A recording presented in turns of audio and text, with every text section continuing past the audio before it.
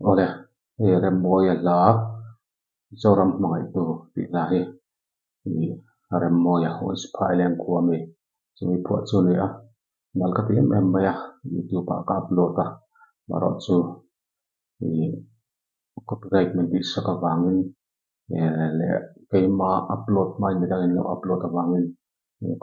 copyright men ti saka wangin ka delete le ngai sia chu wang chun ta le ram ka du wangin ti hianin karon ti ta ani comment takin zoram mangai tu ti lai uluk takin min ngai thak sak pula atop thlen min lo ngai thak sak pula like le subscribe mi lo pek sak ram don ya kalom ngotang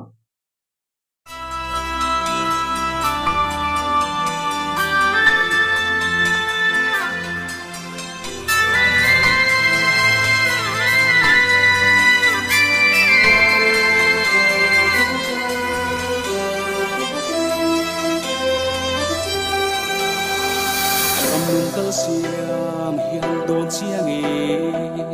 thung lu ai oa mak nge ye mani pum trang mangai chung zela kan ram kan nam alo her tak mai le kan zo nun mo mana pi pute sim dam le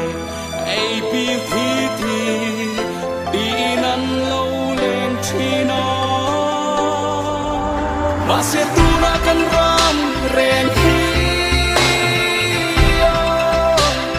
tho chua la ma san tum na mai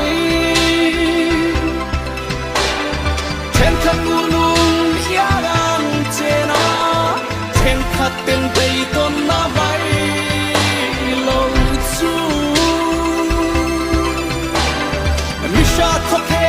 ta nge po hia sing nun kal siang son har thi le o kan su ram nuwa ku che me tung ding tur hia dik na la rin nom na lo par bu le se valenten i bei se la digna le rin nom na lo par bu le se so valenten i bei se la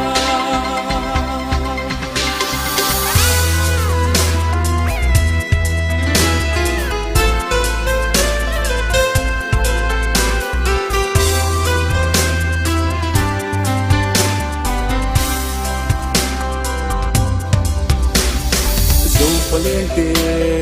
har amun ta e ram mangai tu kan nga e me ham tham na le ai ruk na lo sang se a hian tu me mo urang le nun kal sual ve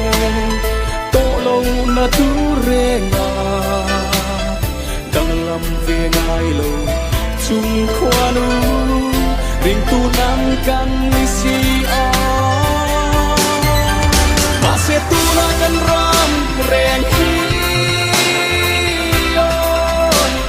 ho chua lo pa san tum na mai then kan nun ya lam chena khen khát tên thầy tôn na bay lâu chu mi sa khóc khen ta nghe po hia sing nun kal siam son har thi le o kan su ram nuwa ku che me tung ding tuan hia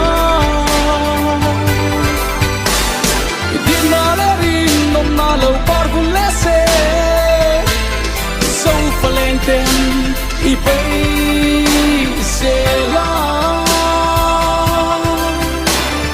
din na le rin nom na lo par bu le se bây giờ cần sâu rằm môi mà ngày tu tí lâu hiệp chuốc sẽ sâu nu nua mà